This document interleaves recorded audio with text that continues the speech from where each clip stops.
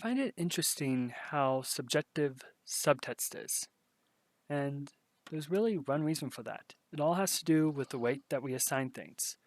And now, what I mean by weight is that we have our own perspectives, our values that all come into play when we see certain scenarios. So we may assign a different weight to something than another person might be. And to see this in action, you can probably ask multiple different people about any given scenario, and they'll all have their own perspectives and thoughts on it. Like maybe you're showing them a piece of dialogue, and one is reading a subtle threat into it just by the way things are going.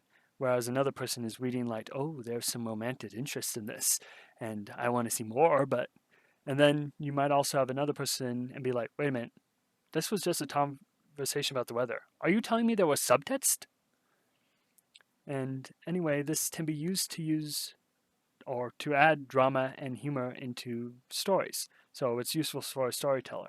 After all, for drama's sake, because while we don't like to be in drama, we almost like to watch it. So in the safety of a story, it's kind of nice to see people misunderstand each other because then it creates that dramatic tension, or it adds humor in kind of situations that we may not like to be in. But again, a bit hypocritical, but it kind of attracts attention.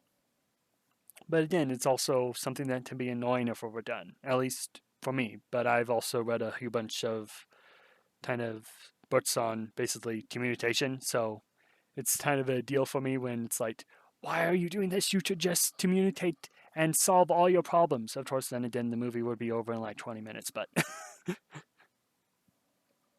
but this is especially true when you have two people who seemingly want the same things, but they are both misunderstanding what the other person is meaning. And kind of a primary example for this is the love languages, because we basically all have our own love languages. And one thing is that how we generally try to give love may not always be the same way we receive love. And that goes the same way for whoever we're trying to show love to. So we may be having this kind of conflict of like, I'm showering this person with love. Why aren't they responding in a way that shows that? And the other person is running like, do they even care about me? Why are they doing this? And so that's kind of the thing to think of, is that we all have our own perspectives and we all have different weights to things.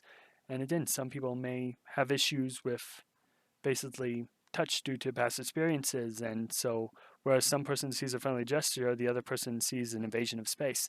And those are things to keep in mind with, and to kind of give kind of not only kind of perspective to our own kind of relationships, but also give us ideas for stories as well. But one thing we want to be careful with, and I've kind of alluded to this, I think, is that we don't want how we weight things or our perspectives to bring us into conflict. And one of the primary ways to prevent that is with communicating, primarily with listening. And the thing is, we almost want to all style ourselves as good listeners, but nowadays we're almost in a constant hurry. So we're trying to almost reply to the person before they finish, in a sense. So, or at least we're trying to figure out how to get our points across rather than actually understanding what point they're making. So you can have these situations where people are actually having sometimes two different conversations, and they either don't touch it or they're trying to lead the conversation in two different ways, and they are really going nowhere. They're just going in circles because they're each trying to make their own points. But the thing is, we want to try to work to prevent that. And again, that's by listening, seeking to understand rather than being understood.